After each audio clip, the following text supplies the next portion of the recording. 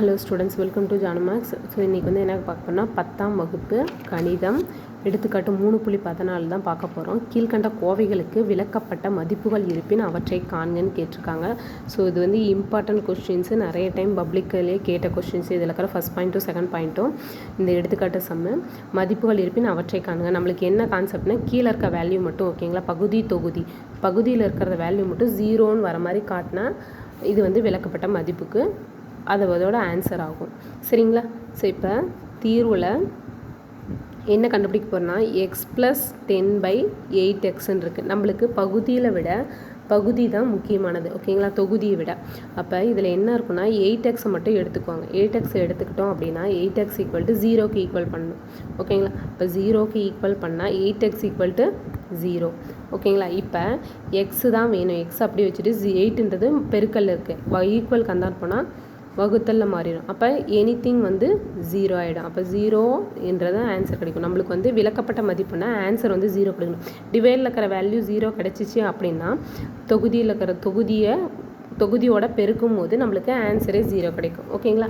So அப்போ எக்ஸோட value வந்து 0. தஃபோர்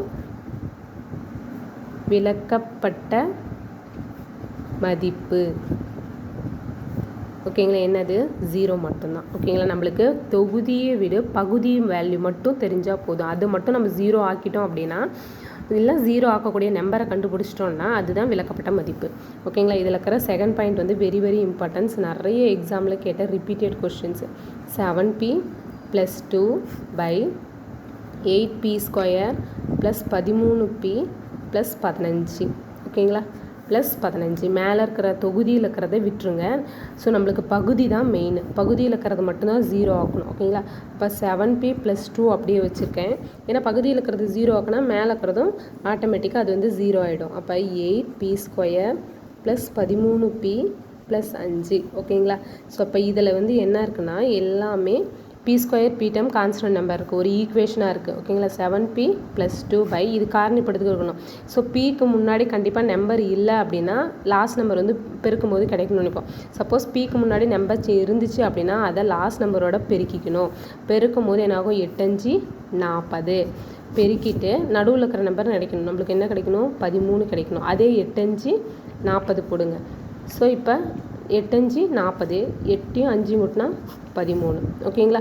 அப்போ இதால் பெருக்கினதுனால ஒரு டைமு வகுக்கவும் செய்யணும், டிவைட் பண்ணணும். அப்போ இதுவும் கேன்சல் என்ன இருக்கும் 1 இருக்கும். இதை கேன்சல் பண்ண முடியாது ஓகேங்களா. ஸோ அப்போ இது எப்படி எழுதுனான்னா 8p + 5 ஒரு டேர்ம் எழுதணும். 8p + 5 8p + 1 ஓகேங்களா.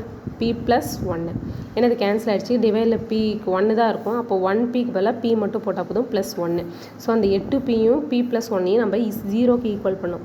8p + 5 = 0 ஒரு டேர்மு, p + 1 = 0 ஒரு டேர்மு. 8p +5 ஈக்குவல் கொண்டு வந்து போனால் -5. அப்போ p = -5/8.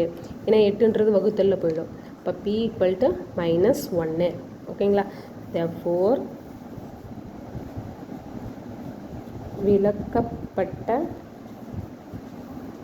மதிப்பு = -5/8, -1 ஓகேங்களா. 5/8, -1 இதுதான் இதோட ஆன்சர் ஓகேங்களா. ஸோ கண்டிப்பாக இது இம்பார்ட்டன்ட் சம்மு கூட நம்மளுடைய சேனலை சப்ஸ்கிரைப் பண்ணாதீங்க. கண்டிப்பாக சப்ஸ்கிரைப் பண்ணுங்கள், லைக் பண்ணுங்கள், ஷேர் பண்ணுங்கள்.